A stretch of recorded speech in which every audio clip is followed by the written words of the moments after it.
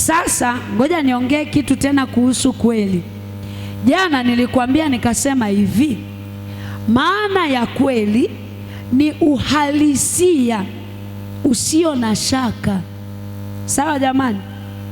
Yaani kweli ndivyo ilivyo. Bwana asifiwe.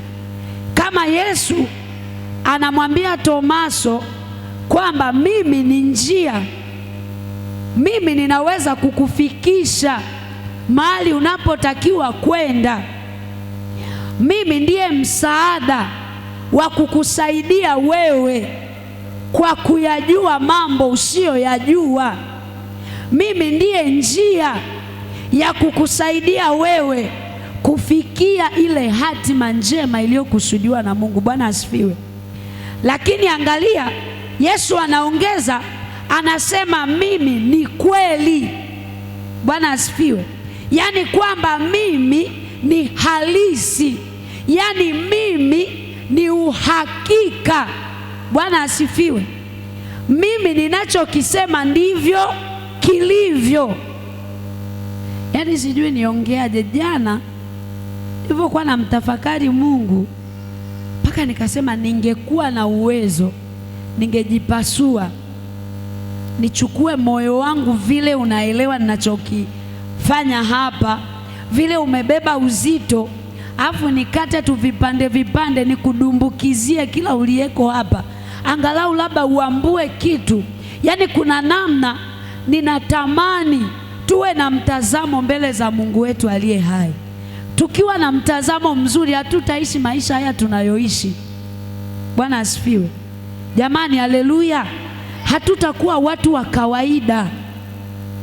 Yesu kitu ambacho anakiongea, anasema mimi ni kweli.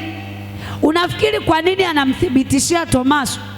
Kwa sababu alijua zipo kweli ambazo hazina uhalisia duniani. Yako mambo ambayo yanaweza yakaonekana kama kweli lakini sio kweli. Akamwambia mimi ni kweli, kwamba ninachokwambia Tomaso ni uhakika. Anayathibitisha yale maneno ambayo ameongea kwenye mstari wa kwanza. Alikuwa anawaambia msifadhaike mioyoni mwenu, mnamwamini Mungu, niaminini na mimi.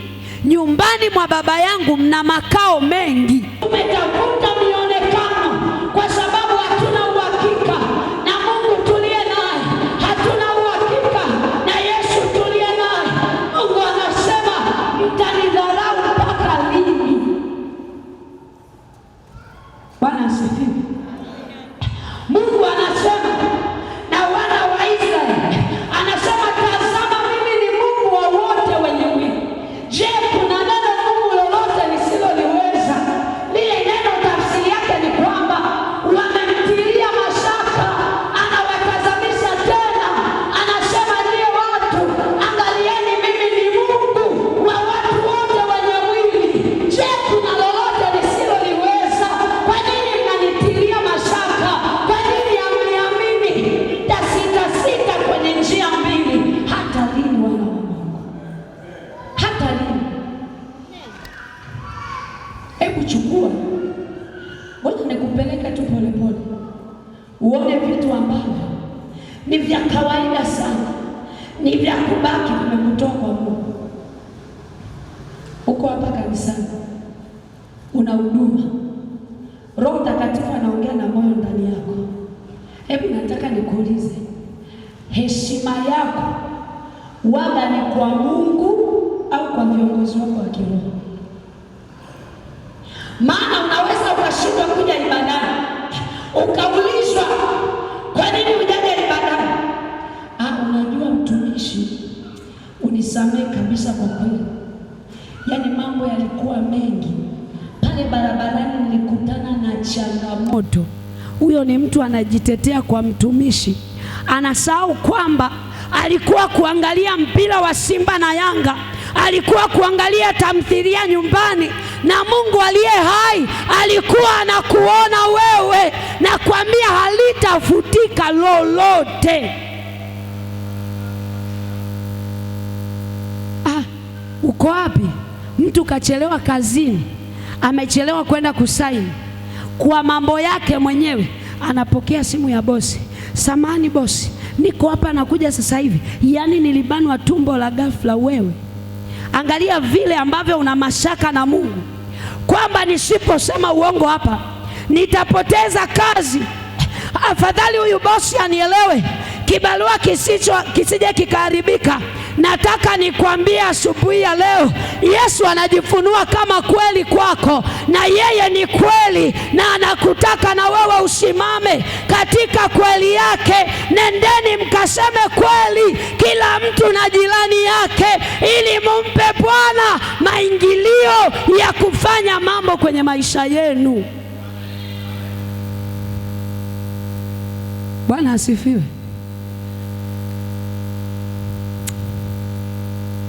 Inasikitisha sana. Bwana asifiwe sana. Bwana asifiwe. Fungua kitabu cha Wafalme sura ya 18, Wafalme wa kwanza. Bwana,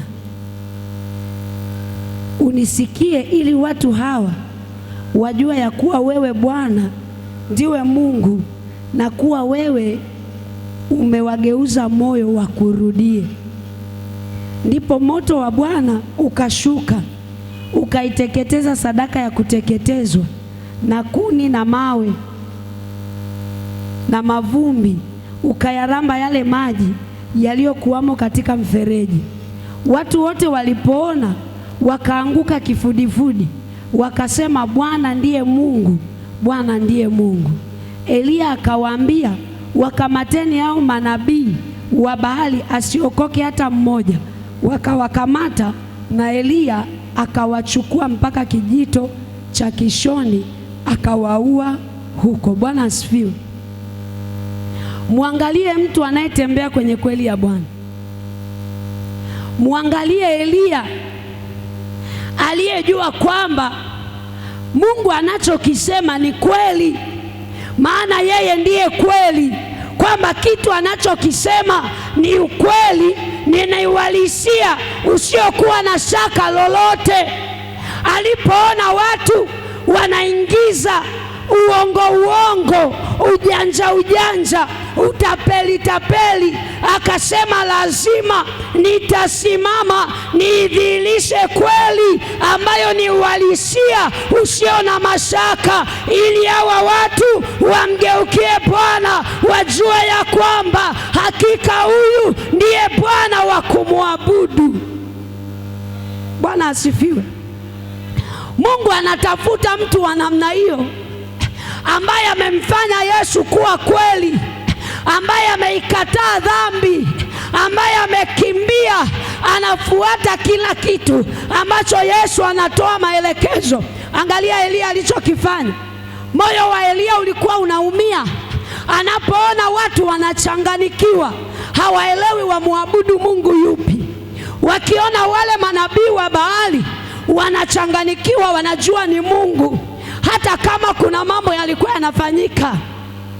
Ngoja nikwambie kitu. Nimekwambia hivi, Mungu ndo kweli, sawa Yesu amejitambulisha kama kweli, sawa, kwamba ni uhalisia usio na nini na shaka. Kwa hiyo ziko kweli nyingine lakini zina mashaka.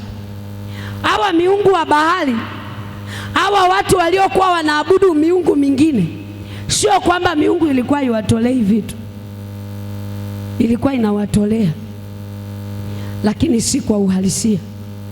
Ni vitu ambavyo vilikuwa vinaonekana lakini vinapita na havileti matokeo chanya kwa watu. Bwana aturehemu. Bwana atusaidie. Jamani, haleluya. Jamani, amina. Lakini muangalie Eliya anayejua kweli ya Bwana, aliye na wivu na kweli ya Kristo Yesu, aliye na wivu na watu watembee kwenye ramani. Akasema hili jambo haiwezekani, lazima ajulikane, maana mimi ninajua yuko Mungu mmoja tu aliyeziumba mbingu na nchi, aliyekuwepo tangu mwanzo, na huyo ndiye anayestahili kuabudiwa na wanadamu wote. Elia akasema nitafanya jambo, akasema leteni sadaka, wakaleta, akawatanguliza wao, akasema mwiteni kwanza Mungu wenu. Bwana asifiwe.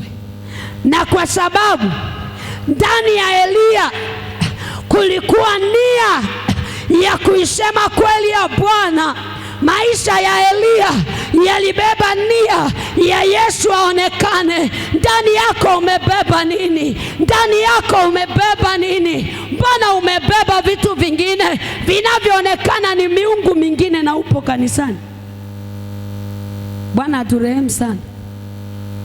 Kuna mtu yupo kanisani, nilisema ni mtu anaumiza tu mioyo ya watu, ni mtu apendi ibada, hana sababu za msingi, haumkuti kanisani. Wewe utawaambia watu Mungu ni halisi? Unakutana naye wapi? Unakutana naye vijiweni? Unakutana naye TikTok? Unakutana naye YouTube? Kwenye viwanja vya mpira? Kwenye vibanda umiza? Kwenye masoko? Bwana aturehemu sana. Bwana atuhurumie. Jamani, Yesu ni kweli. Yesu ni kweli. Alilosema ndilo lililopo.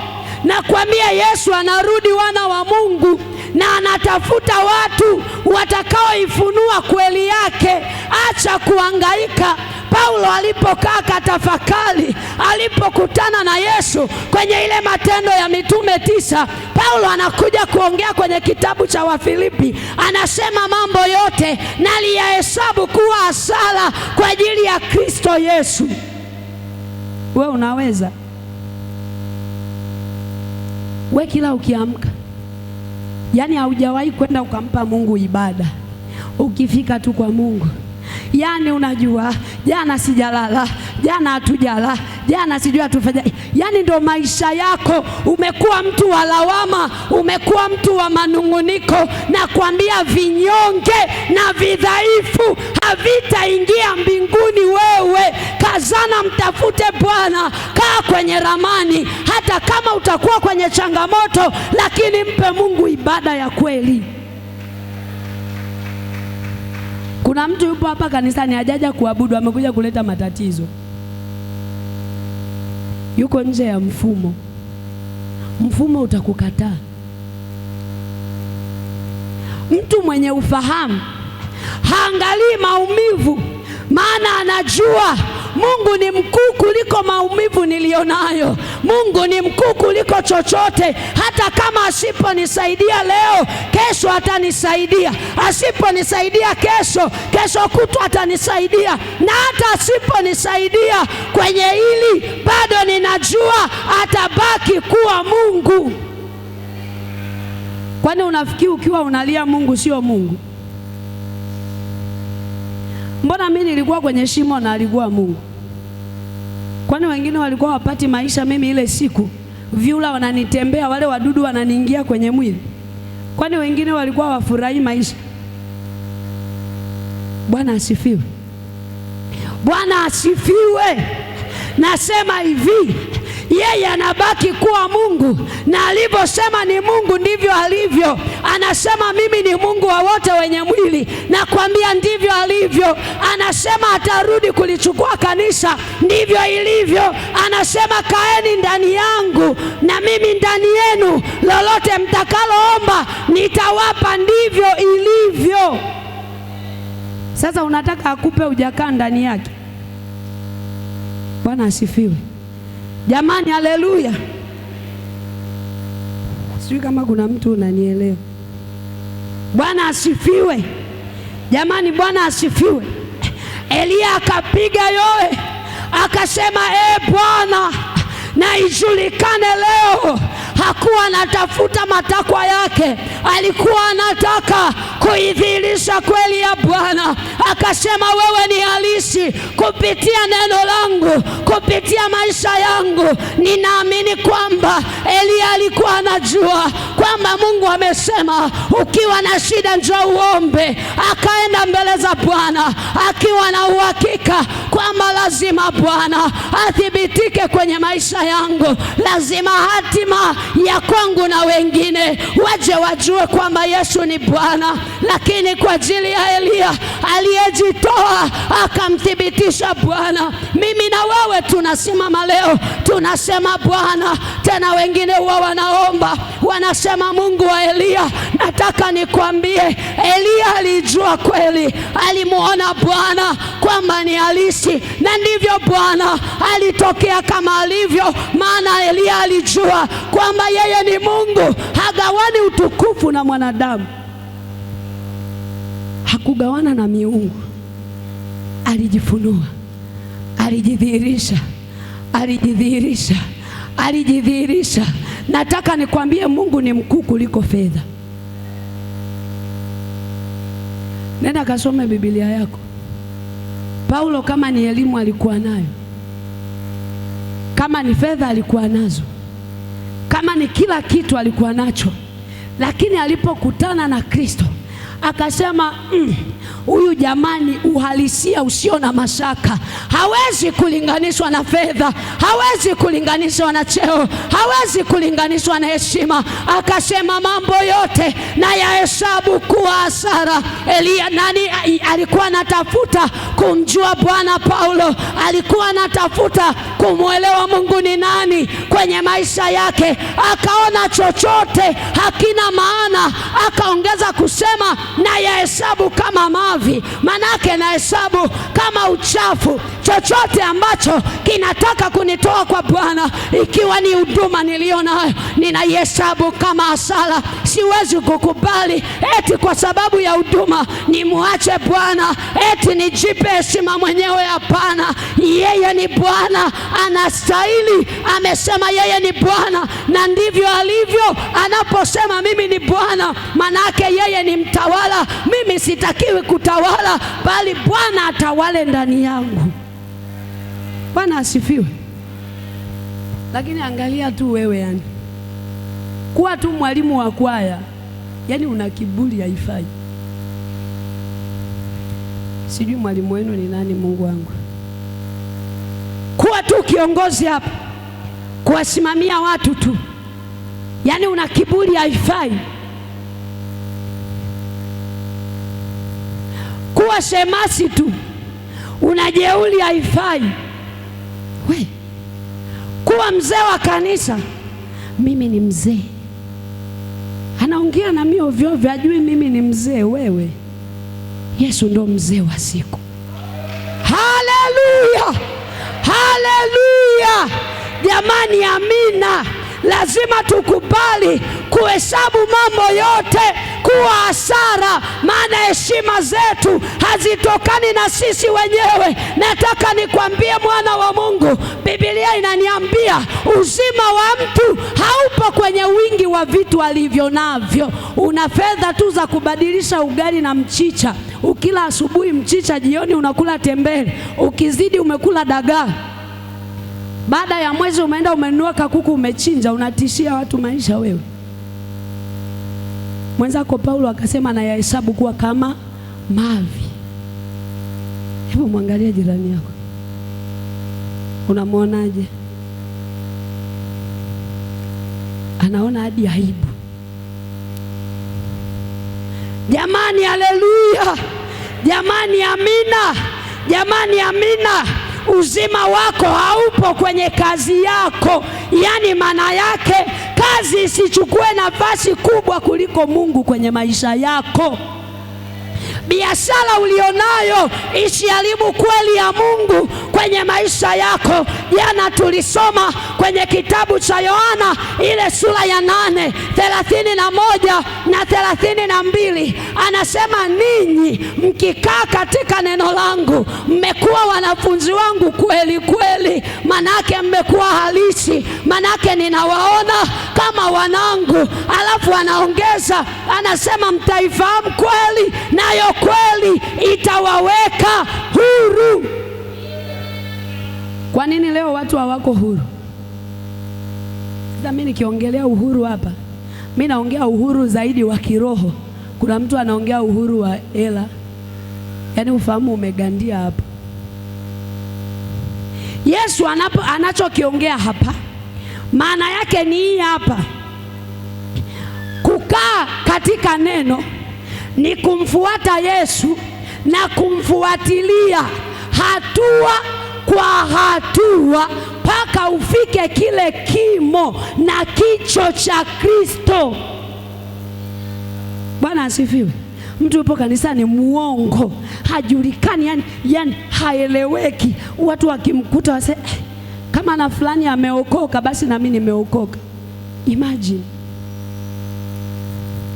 Lakini wakina Petro waliomfuata wakamfuatilia hatua kwa hatua, hata kusema kwao kulibadilika, hata kutembea kwao kulibadilika. Maana yake mawazo yao, fikra zao, fahamu zao zilitiwa nuru ya Kristo Yesu.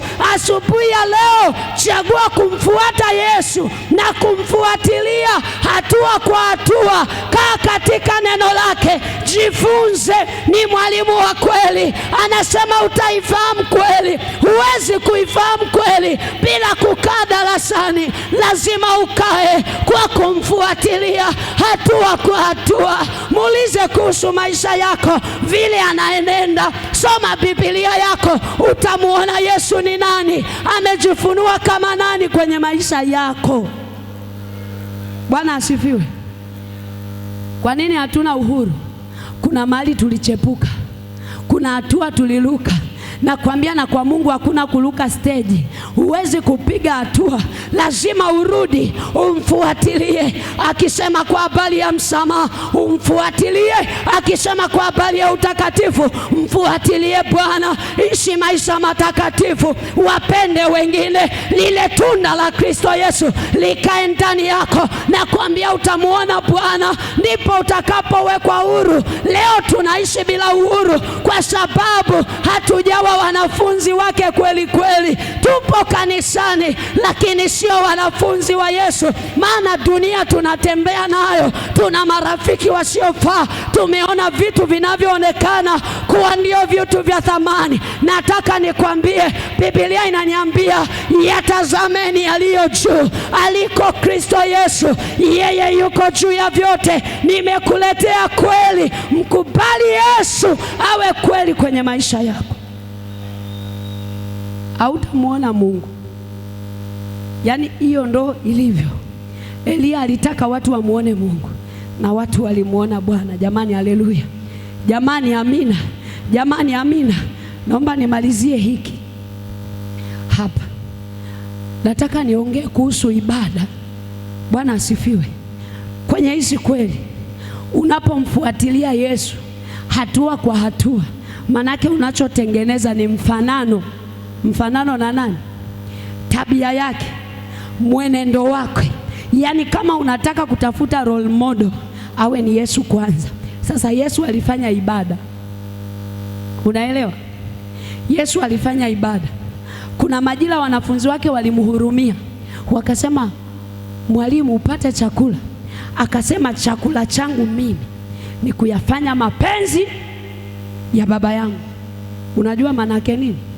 Anatambua kwamba haishi kwa sababu yake yeye, lakini yuko duniani kwa kusudi la Mungu. Nataka niseme kuhusu ibada, na ndio kile kitu nilisema nataka niwaambie. Huwezi kumpa Mungu heshima kama hujamtambua. Huwezi kumpa Mungu ibada kama hujaijua kweli. Naomba niwaulize swali. Wafanyakazi, nipungieni mikono hivi. Baba, njoo wewe mwenyewe. Nataka nifundishe kwa mfano afu namaliza. Njoo. Haya. Naomba mletee huyu baba kiti hapa. Nataka nikuoneshe kitu, vile Mungu anavyotaka heshima yako. Haya, babangu kaa hapo, kaa tu. Haya, huyu hapa ni bosi, nataka nilete mfanyakazi hapa, sawa? Nitafute mfanyakazi. Njoo wewe baba mtumishi.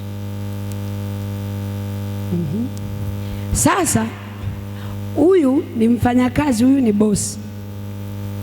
Bosi anampigia huyu simu aje ofisini aonane naye, sawa jamani?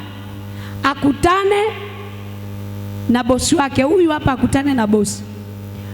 Yaani bosi anapopiga simu unaanza anachagua muda wa kukupigia, si muda anaotaka, si ndio jamani? Haya, we baba mtumishi, nenda kule ili tuokoe muda. Tunaashumu ndo bosi amekuita, unakuja hapa nije nione unafanyaga kazi, unafanyaga kazi, una bosi. Nikajua unaenda kusema usikafanya vitu vya ajabu hapa. Haya, unachukua hatua ya kuja hapa. Sasa we bosi usiwepo, we sogea tu hapa, we baki hapo, yeye atafika, atakaa hapa, afu wewe utakuja. Haya, bosi amekupigia simu ya wito, fanya haraka, humu ndo ofisini. Umeona? Haya, kaa tu, umefika ofisini, umekaa. Haya, bosi anatoka kwenye ofisi yake anakufuata hapo, weka chini. Haya, bosi anaingia, nione vile unafanya kwa bosi wako. Bosi ingia. We bosi changamka basi. Umemwona alichokifanya? Amemwona bosi alikuwa amekaa kwenye kiti, lakini bosi anaingia kasimama. Nataka nimuulize maswali, naomba microphone moja. Namalizia hapo hapo, afu baadaye tena nitatoa mfano mwingine. Yaani mpaka ubaki kwenye ramani, yaani mimi naondoka ubaki kwenye ramani. Haleluya. Nataka nikuulize maswali. Bosi anapokupigia simu, unapoiona tu simu ya bosi inaita, kitu cha kwanza unafanya nini?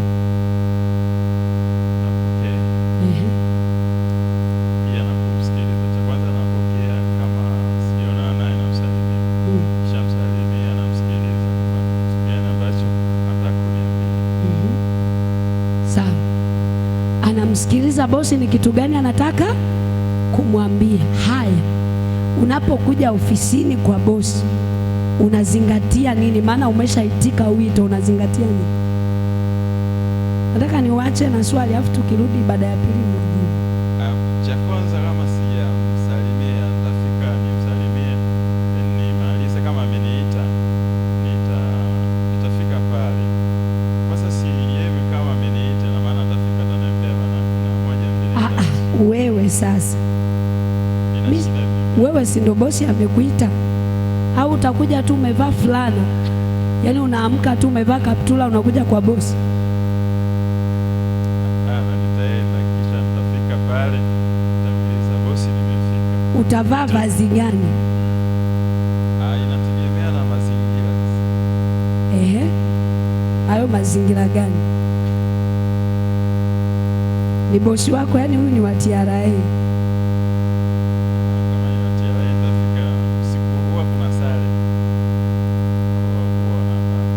Umemuelewa?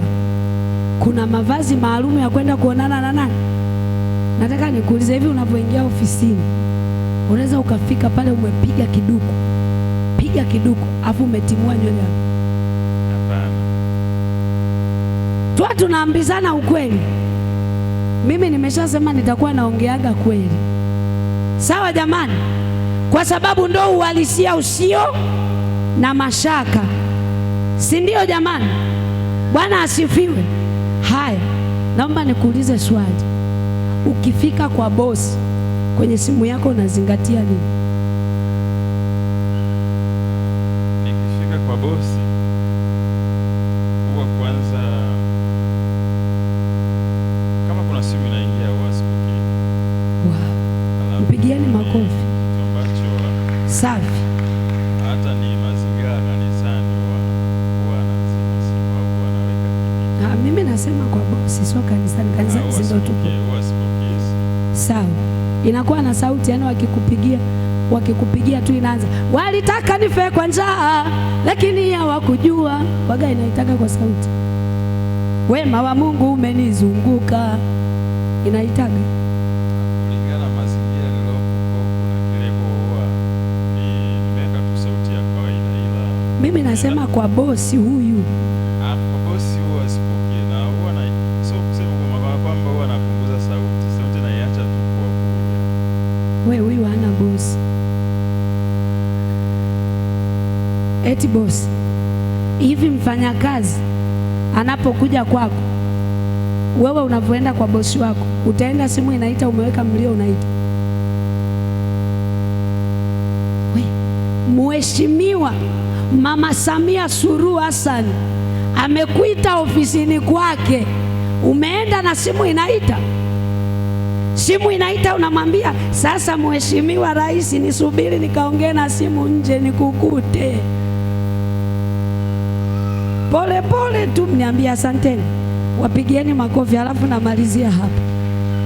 Sasa naomba mniambie mionekano ambayo tunayo kanisani, heshima ambayo tunayo mbele za Bwana, ikiwa unapoenda kwa mheshimiwa, simu yako kwanza hata kutoa sauti ni mtihani.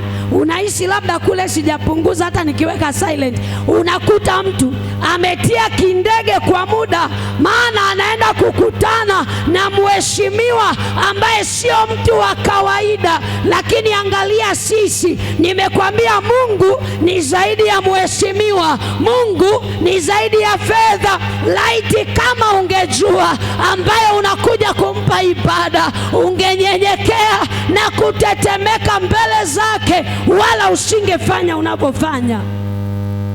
Upo kanisani, umeshika simu bila aibu, una chat, unajibishana message. Upo kanisani, unamjua Mungu wewe? Upo kwenye ramani wewe? Semeni ukweli. Je, huyo ni Mungu? Kwa nini unawapa wanadamu heshima kuliko Mungu? Moyo wa Mungu ukiangalia unalia. Simu inaita, umeweka vibration ama ina silent, unaiangalia inaita, unanyanyuka. Tafsiri yake unamwambia Mungu, kaa hapa unisubiri, naenda kuongea na simu nje nikukute. Nakwambia huo ndo uhalisia wako, na ndivyo Bwana anakutazama. Rejesheni heshima ya Bwana kwa kuitambua kweli, ambaye yeye ndiye kweli, na ndani yake ndiko kwenye usalama. Jamani, amina. Jamani, haleluya. Jamani, haleluya. Kama kwa bosi unaenda unatetemeka, basi kwa Bwana tetemeka zaidi, galagala zaidi. Yuko juu kuliko bosi, yuko juu kuliko mme wako, yuko juu kuliko mke wako, yuko juu kuliko mchungaji, yuko juu kuliko kiongozi yeyote. Simama mahali ulipo. Nitamalizia baadaye hicho kipengele. Ninatamani nikiongee. Nilikuwa natafakari kitu leo. Wapiga vyombo, mpeni Mungu heshima. Tupo kanisani. Yaani tupo kanisani. Kuna watu wawili wamekaa, wanaoneshana vitu kwenye mtandao. Are you serious? Unamjua Mungu? Unamuelewa ni nani? Unajua kama ana hatima ya maisha yako? Moyo wa Mungu unalia sana. Tukitaka kuyaona matokeo lazima tukubali kubadilika. Kama kwa bosi unaenda umevaa uko very smart, kimuonekano, njoo kanisani ukiwa very smart. Usiharibu ibada. Inua tu mikono yako. Na kitu kimekuzidi wewe uzuri Bwana. Yesu, wewe ndo wa thamani kwenye maisha yetu. Wewe peke yako ndo unayestahili kupewa heshima. Wewe unasema ugawani utukufu na mwanadamu. Tumejikuta tumetoka kwenye ramani kwa kukutilia mashaka, ndio maana tumepunguza heshima kwako. Baba, tunaomba utusamee asubuhi ya leo, tukiwa tunahitimisha kongamano hili Bwana. Tunatamani kunolewa kwenye viwango vya hali ya juu. tunatamani kukupa heshima ya hali ya juu sana, maana ndivyo umestahili wewe Bwana. Wewe umestahili sana Bwana, wewe umestahili sana Bwana. Daudi anasema, niende wapi nijiepushe na uso wako? Anasema, juu upo, hata nikiingia chini nako upo. Bwana peke yako umestahili wewe. Asante kwa ibada hii Bwana, tunakutarajia tena kwenye ibada ya pili na tunakutarajia tena kwenye ibada ya tatu.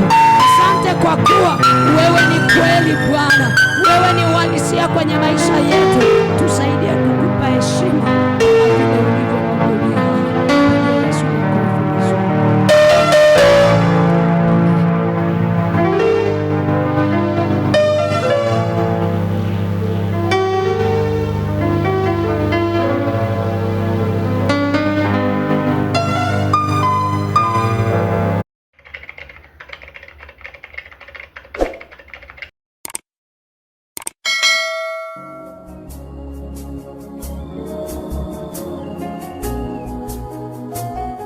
wa kwanza kupata video zetu, usisite kubonyeza alama nyekundu na kusubscribe, kisha bonyeza kitufe cha kengele, na kwa kufanya hivyo utakuwa wa kwanza kuhabarishwa na NYTV. Unangoja nini sasa? Ili kupata habari za uhakika, ni NYTV pekee.